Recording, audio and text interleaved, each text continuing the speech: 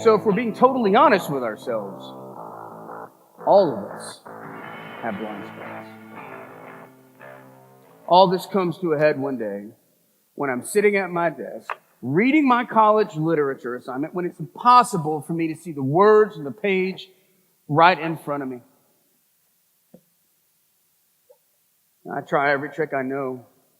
I rest my eyes. I turn on my brightest lamp to create more contrast on the page. But no matter what I do, these tiny little floating dots just keep getting in the way. I can't see around them. They're like a swarm of bees. They just invade my field of vision.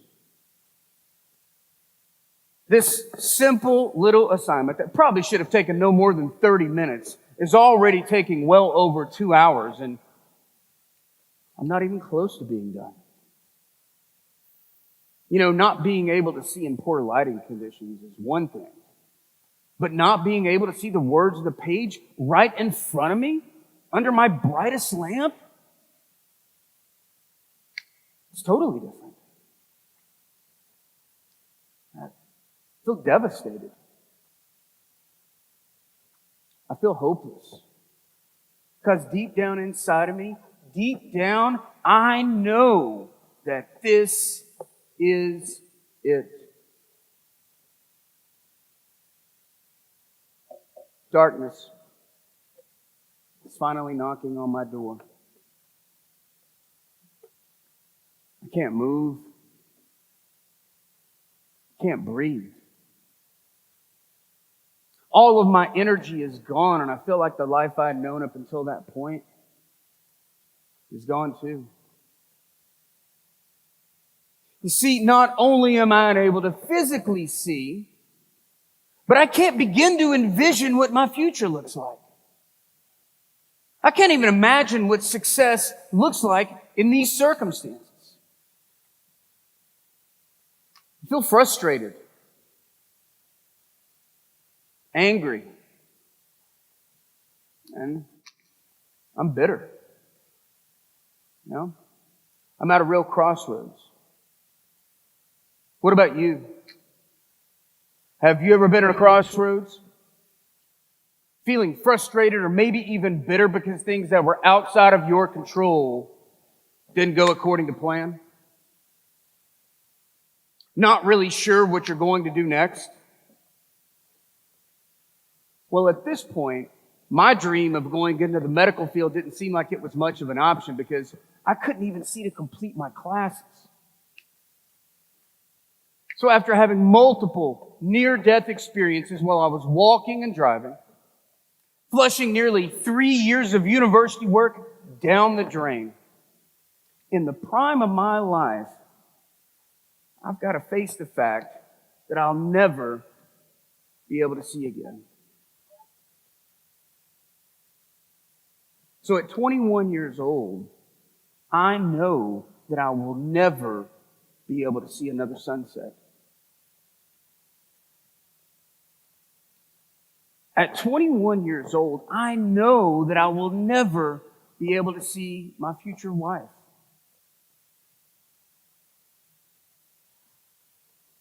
At 21 years old, I know that I will never be able to see our future children. And life, as I had known it, just disappeared as if it were some sort of dream. And I was forced to come to grips with this new, dark reality.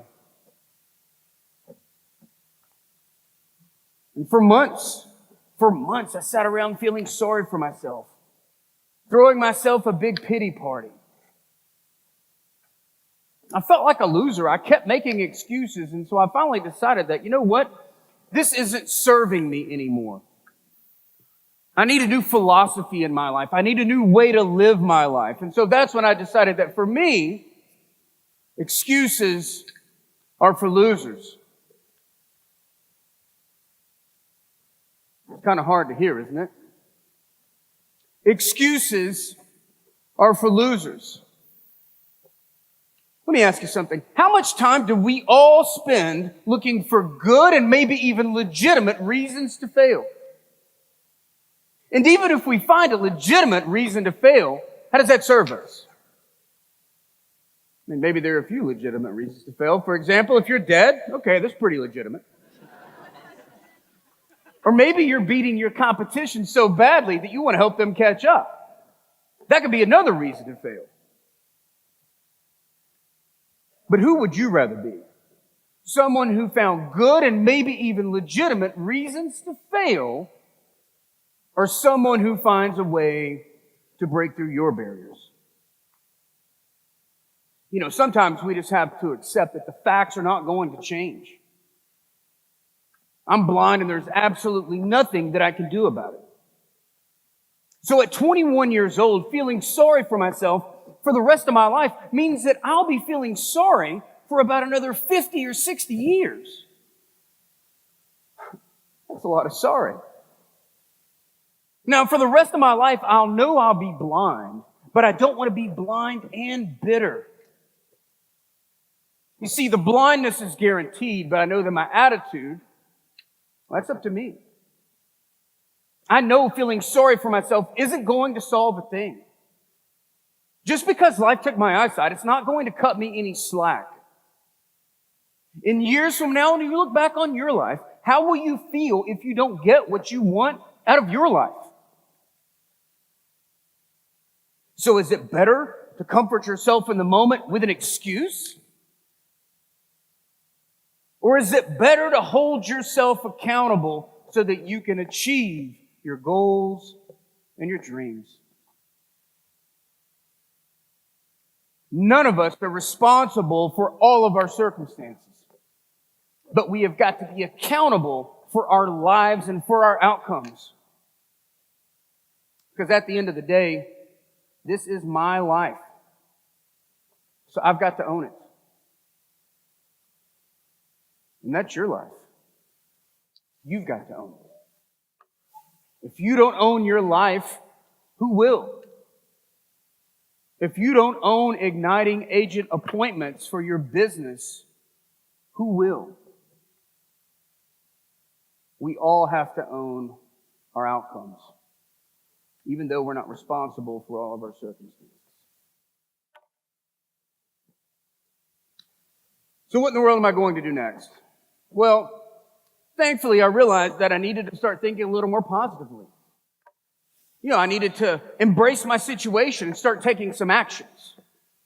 Looking at the upside, hey, at least I'm not afraid of the dark, right? Then I'd be a blind guy wandering around just screaming all the time. That's not a good look. So at this point, not even being able to walk around, I know that I don't have much of a choice, and so I need to get a seeing eye dog. And so I go to get my first guide dog, and while I'm there, I learn a whole lot more than just how to use a guide dog. I end up getting a lesson while I'm there that ultimately changes my life.